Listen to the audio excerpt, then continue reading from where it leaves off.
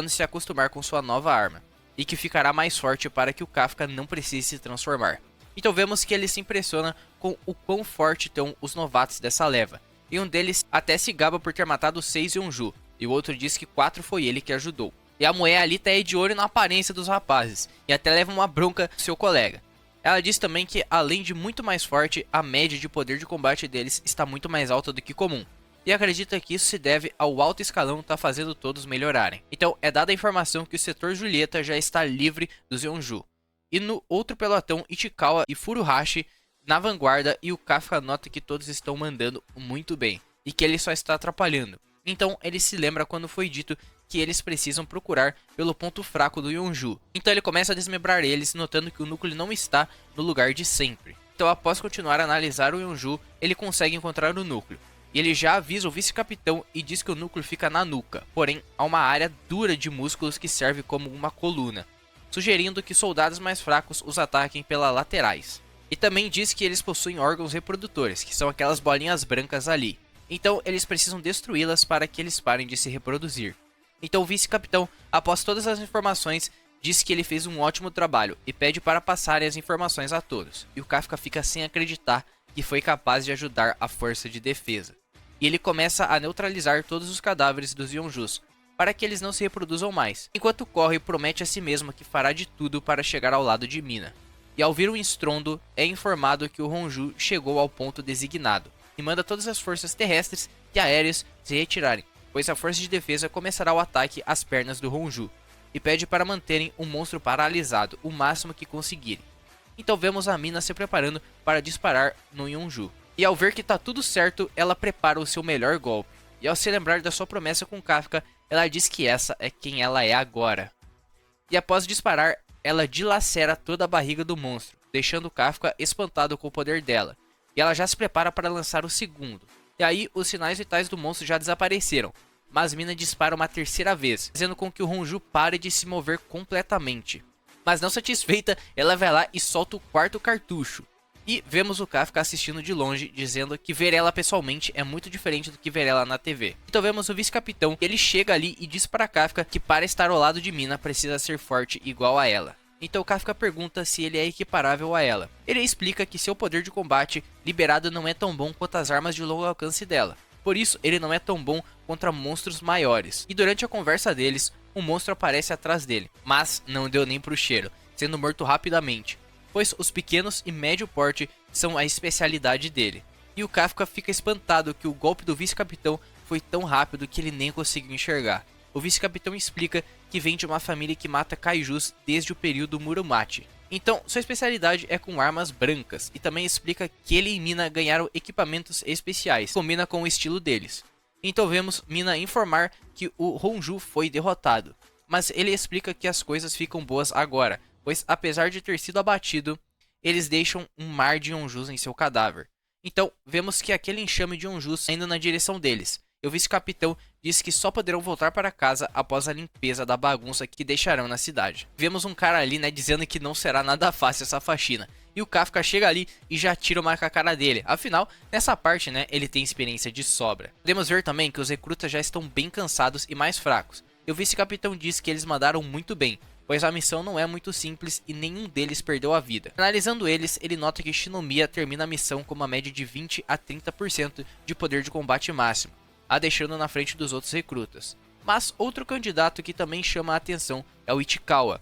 E o Itadori Fake se questiona o porquê de não ser capaz de acompanhá-lo. Afinal, ele passou 5 anos no colégio técnico treinando. Então ele deveria ser mais forte. Então é informado que mais um Yonju entrando no setor Foxtrot. Ao chegar no local, Ichikawa nota o uniforme de limpeza. Então vemos um rapaz reclamando pelos órgãos reprodutores que ele colocou nos Yonjus terem sido destruídos, deduzindo que há alguém na força de defesa que conhece muito bem Kaiju, pois não é qualquer um que seja capaz de perceber essas coisas. Então ele se vira para os dois perguntando se eles sabem de algo a respeito, terminando o episódio. Cara, cê é louco, só ep insano atrás de ep insano. Tá muito bom Kaiju. E se você quer mais anime recap aqui no canal, deixa um like, se inscreve e recomenda aí um anime pra eu estar fazendo também. É nóis, tamo junto e até o próximo vídeo. Mano, na moral, não dá. Parece que eu tô puxando o saco, mas não tem como. É só Epibom atrás de Epibom, velho. O Kaiju tá insano. Então deixa um like aí, se inscreve e bora pro recap. O episódio começa com os membros da equipe de limpeza questionando sobre o novato. Um deles tenta achar ele usando o binóculo, mas ele só consegue ver o estrago que os Kaijus causaram na cidade. Eles então cogitam que ele possa ter se trancado novamente no banheiro. Então vemos Ichikawa e Haru tentando conversar com o cara, porém ele só estende o dedo e perfura Furuhashi. Porém, ele percebe que errou seu coração, percebendo que não é muito preciso nessa forma. Furuhashi percebe que seu sangramento não está parando, e Ichikawa pede para ele manter a calma, e tenta usar o traje para estancar o sangramento. Ichikawa nota que aquele Kaiju é um Kaiju humanoide assim como Kafka, e assim que ele assume sua forma de Kaiju, Ichikawa percebe que ele é o mesmo Kaiju que estava no dia do exame, o mesmo que derrotou Shinomiya. E o Kaiju então diz que não voltará de mãos vazias, e que ele pode levar pelo menos um dos membros da força de defesa vivos. Então, vemos Ichikawa tentando se comunicar com todos e pedir reforços ali, mas houve uma interferência na comunicação com o líder do pelotão. O Kaiju então revela que descobriu como os comunicadores deles funcionam, e ele deu um jeito de tornar aquela área indetectável para o resto do mundo. E que também ele desenvolveu uma técnica que o permite viver com os humanos sem que seja descoberto. Nisso ele aponta seu dedo a Ichikawa e dispara contra ele. Ichikawa percebe que os seus ataques são capazes de ultrapassar o escudo dos seus trajes. O Kaiju percebe que Ichikawa consegue ver seus ataques com antecedência, isso graças à conversa que ele teve com Shinomiya, onde ela explica que ele parece usar um tipo de magia misteriosa, e ela diz para prestarem muito atenção nos dedos do Kaiju, assim será possível ver ele preparando seu ataque. Então, graças a isso, ele consegue ver e desviar dos ataques, e aproveita para atirar no braço do Kaiju. Ichikawa pede para Haru pedir reforços, porém ele se irrita, por achar que está sendo protegido por Ichikawa. Nisso, o inimigo dá mais um disparo, porém Ichikawa o salva novamente. Então ele pede novamente para Haru ir rápido chamar ajuda, que finalmente decide ir. Vemos que Ichikawa se sente intimidado perante seu inimigo, pois nem mesmo Shinomiya foi capaz de lidar com ele. Mas Ichikawa se encoraja ao lembrar do seu objetivo na força de defesa, e de quando Kafka o protegeu e disse para ir chamar reforços. E que o soldado que ele quer ser é um que arrisque sua própria vida para salvar seus companheiros. Nisso ele parte para cima do Kaiju, tentando ganhar tempo até a ajuda chegar. E vemos que Haru percebe que Ichikawa está muito mais forte do que no dia anterior, e que ele está conseguindo lidar com um Kaiju extremamente forte. Então ele se lembra do teste, quando o vice-capitão disse que o máximo do poder deles chegaria até 20%, afinal poucos conseguem passar dessa porcentagem, mas ainda assim todos ali têm potencial para alcançar esse feito. Haru diz estar preso nos 20%. Por mais de 2 semanas, e ao ver Ichikawa passando em sua frente, o fez sentir um grande ódio de si mesmo. Voltando para a luta do Ichikawa contra o Kaiju, ele percebe que Ichikawa sabe algumas coisas sobre ele. Então ele decide mostrar algo novo para Ichikawa, o atacando várias vezes. Mas bem na hora, Haru retorna para salvar Ichikawa. Então vemos que o ódio que ele sentia era de si mesmo, por não ter mudado nada desde que entrou na força de defesa, e que ele não deixará Ichikawa o salvar, pois quem fará isso é ele. Ichikawa então pergunta sobre a ajuda que ele tinha ido buscar, porém ele repreende Ichikawa, dizendo que se ele não voltasse, ele estaria morto agora. Ambos percebem que não tem mais nada a fazer a não ser lutar, e Haru pede para Ichikawa ajudá-lo a derrotar este sujeito. Ele dará cobertura enquanto Ichikawa atira no Kaiju. Ambos então põem o plano em ação e Haru soltam os cartuchos elétricos no Kaiju. Vendo que ele atrapalharia sua mobilidade, ele então decide focar em Haru, e por conta de ter levado alguns ataques antes, ele consegue esquivar dos ataques agora, pois pegou o timing certo, e logo dispara no tornozelo do Kaiju. Então Ichikawa aproveita para disparar nele também, mas quando a poeira baixa, eles se deparam com um monte de cadáveres de Kaijus. Então o Kaiju sai de dentro daquele monte de cadáveres e dispara em Ichikawa várias vezes. Nisso, o vice-capitão recebe um comunicado que perderam comunicações e sinais vitais de Haru e Ichikawa. Kafka fica bem preocupado. Shinomiya chega no Kafka para informá-lo da chegada do Kaiju humanoide, pois ela está sentindo ele. Vemos Ichikawa tentando parar os ferimentos e o Kaiju pensa que será difícil parar as funções motoras dele sem o matar. E Haru dispara nas últimas forças contra o Kaiju, que se defende facilmente. Então ele começa a torturar Ichikawa para tentar apagá-lo rapidamente. E Haru tenta alcançar sua arma, mas se sentindo um inútil por não conseguir ajudar seu amigo, ele diz que Ichikawa é de fato incrível por estar resistindo a tudo isso, e que certamente será capitão um dia. Assim que alcança sua arma, ele diz que não deixará o Kaiju acabar com a carreira brilhante de Ichikawa, porém ele nota que sua arma está sem cartucho, e o Kaiju então se prepara para finalizá-lo. Mas antes de fazer isso, Kafka aparece atrás dele acertando um socão na cara do Kaiju, arrancando a cabeça dele. E vemos Ichikawa se lamentando por ter que fazer Kafka se transformar novamente. E Haru se assusta por ver mais um Kaiju humanoide. Kafka pede para Ichikawa se acalmar e deixar o traje ir fechando os ferimentos. Então Kafka caminha até o inimigo e Ichikawa sente um mau pressentimento.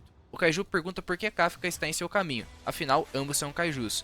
Mas ele logo perde o interesse e diz que seu cadáver já será útil, afinal ele é muito forte. Então ele consegue perfurar Kafka com seu golpe, mas nota que precisa de muito mais do que isso para matá-lo. Então ele invoca um número maior de balas. Vendo isso, Iharu nota que ele não estava levando a luta deles a sério.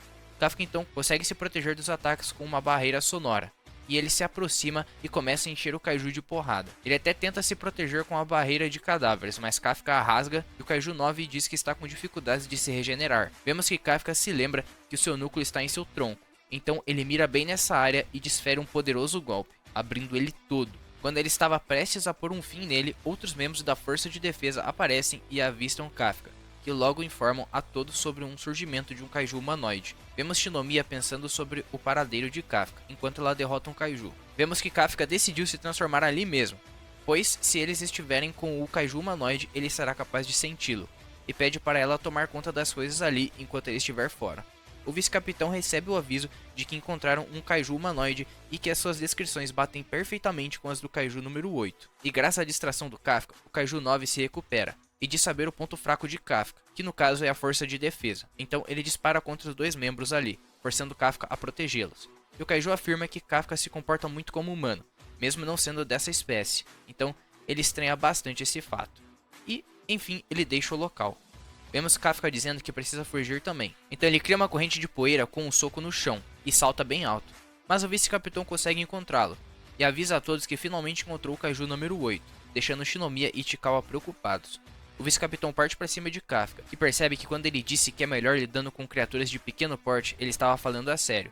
E por pouco ele desviou de seus ataques. O vice-capitão decide parar de brincar e diz que será responsável por matar o Kaiju número 8, liberando 92% de seu traje, acabando o episódio. Mano, cê é louco, o vice-capitão é muito brabo, vai dar um trabalhão pro Kafka. E se vocês quiserem ver o recap do próximo episódio de Kaiju, deixa um likezão e se inscreve e comenta quais outros animes vocês querem recap aqui no canal. Mano, esse anime só melhora a cada EP que passa, véi, cê é louco. Deixa um likezão e se inscreve porque o EP de hoje de Kaiju foi insano demais. O episódio começa com o Kafka cara a cara com o Hoshina.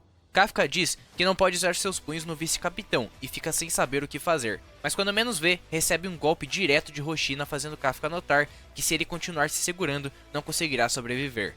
Já que os ataques do vice-capitão são muito rápidos, fazendo ele ser um perigo maior até que o Kaiju que Kafka enfrentou há pouco. Kafka diz ter ficado impressionado quando viu Kikoru se movendo pela primeira vez, porém o vice-capitão está em outro patamar. Então ele segue desviando dos ataques do vice-capitão, porém ele acaba sendo atingido deixando seu núcleo exposto. Mas Kafka consegue se regenerar no breve momento de pausa que ele teve, porém sua regeneração consome muita energia, então ele decide lutar mais a sério. Hoshina analisa Kafka, dizendo que esse Kaiju pode possuir um nível de força de 8,0. E assim ele acaba se tornando um Daikaiju, decidindo então ficar ainda mais sério, lançando um ataque que por pouco não pega em cheio em Kafka. Então ele avança em Kafka e desfere um ataque bem em seu núcleo, porém ele estava esperto e consegue se defender. Aproveitando esse breve momento, Kafka golpeia a lâmina do Hoshina, o jogando para longe, assim ele consegue fugir. Então Hoshina alerta a todos que o Kaiju número 8 conseguiu escapar. Vemos então Kikoru pensativa sobre Kafka. Ela também se questiona se deve mesmo confiar nele. Kafka retorna ao lado dela, a deixando aliviada em ver que ele está vivo. Kafka se desculpa por ter preocupado ela, porém ela se faz de durona, dizendo que não estava preocupada. Kikoru então tenta dizer algo para Kafka, porém ele quase cai e desmaia de desgaste. Kikoru então o segura, e Kafka se desculpa mais uma vez por ter deixado o Kaiju que a machucou escapar. Porém ela diz que ela mesma o derrotará. Confia, vai nessa. No meio do caminho, Kafka toma a frente, fazendo Kikoru perguntar aonde ele está indo, já que ele está bem machucado. Então, ele diz que Haru e Ichikawa se machucaram, e ele tem que ir ver se eles estão bem. Porém, Kikoru o segura, dizendo que no estado que ele tá, não vai fazer muita diferença ele ir. E ela acaba o repreendendo também, né, dizendo para ele cuidar mais de si mesmo, e que deixar o Hoshina ter encontrado ele foi um descuido em tanto. Vemos então o Hoshina pensativo, sentado no meio da rua, meio desanimado, e a mina aparece ali, e logo pergunta o que tá vendo. Hoshina se desculpa por fazê-la ver ele passando aquela vergonha. Então, ela diz assumir que o Kaiju número 8 seja muito forte. Hoshina então diz que aquele monstro provavelmente seja um Daikaiju, fazendo Mina se lembrar do último incidente que eles tiveram com um Daikaiju, há 5 anos atrás. Hoshina pensa sobre a situação, sobre esse Kaiju provavelmente não atacar diretamente seus inimigos, e também do porquê ele não ter o atacado aquela hora, mas sim ter atacado sua arma, e que ele parecia mais estar lutando contra um humano do que contra um kaiju. Hoshina recebe uma ligação, onde o cara informa que o mesmo kaiju invasor do exame é o que atacou Iharu e Ichikawa. Falando nele, vemos esse kaiju andando na rua, e o motorista para o carro e pede para ele sair do meio do caminho. O kaiju então se transforma e devora o cara, roubando seu carro e sua aparência. No carro, ele escuta sobre os relatos do kaiju que apareceu durante o exame, designado como kaiju número 9, e que devem eliminá-lo. Então, ele se questiona como fará para matar o kaiju número 8. Vemos então Ichikawa acordando no hospital e vendo que Kafka e Kikuru estão ao seu lado, e fazendo ele ficar aliviado, por ver que Kafka está a salvo.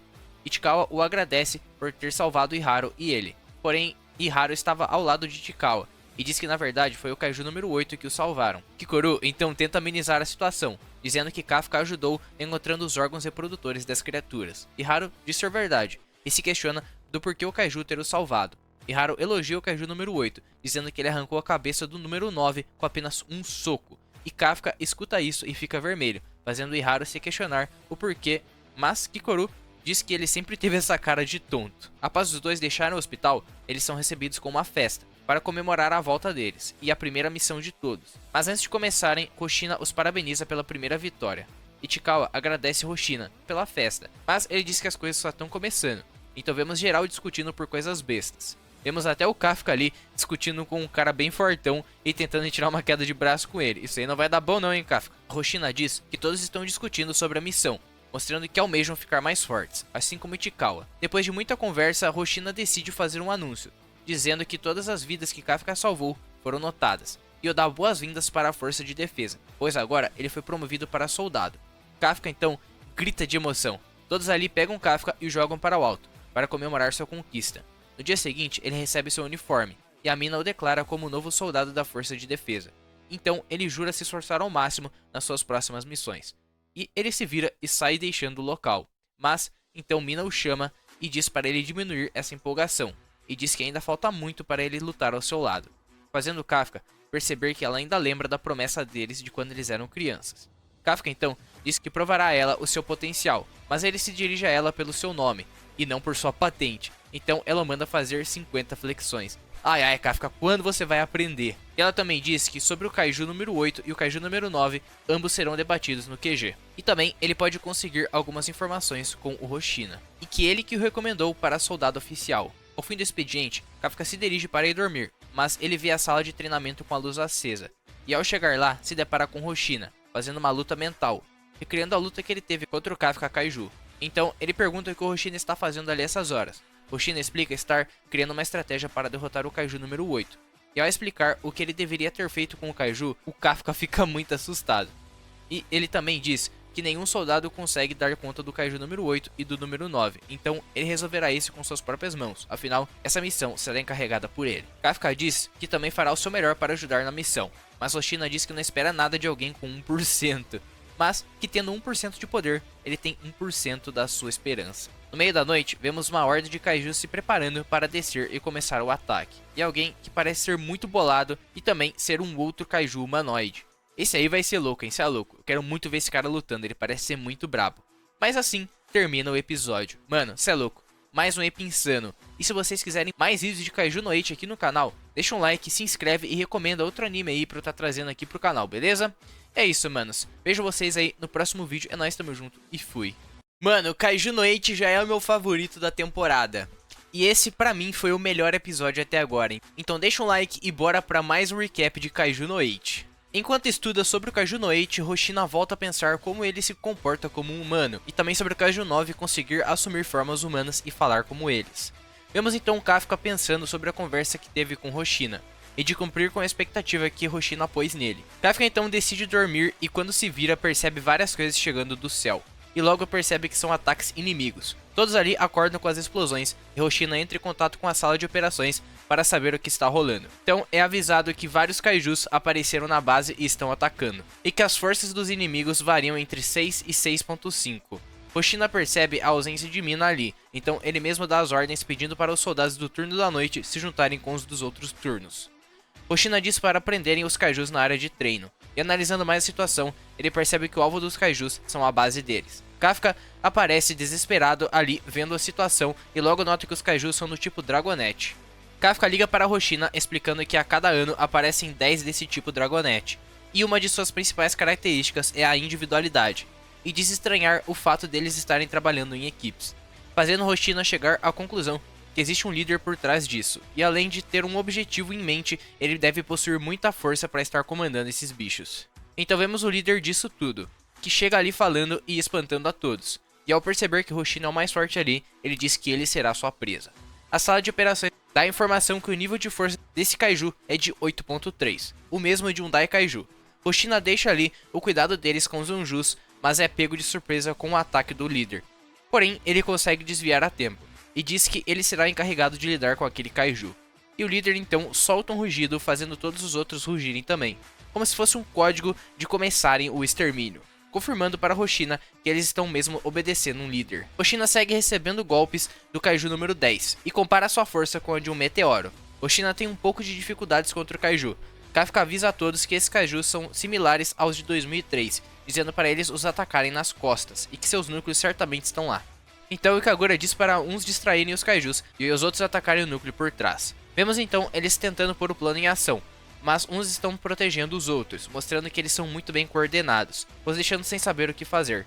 Porém, todos escutam Kikoru dizendo que ainda tem um jeito de matá-los, então ela aparece com um super machado e desfere um poderoso ataque no kaiju. Kikoru então se lembra de quando ela estava no laboratório de armas e os líderes decidiram entregar uma arma especial de alta patente para ela, fazendo ela questionar o porquê de lhe darem uma arma tão poderosa. E eles explicam que o número de incidentes envolvendo kaijus aumentou, então ela, por ser o número mais forte do grupo, eles decidiram a tornar o pilar deles. A mina então a oficializa como a terceira força oficial da organização.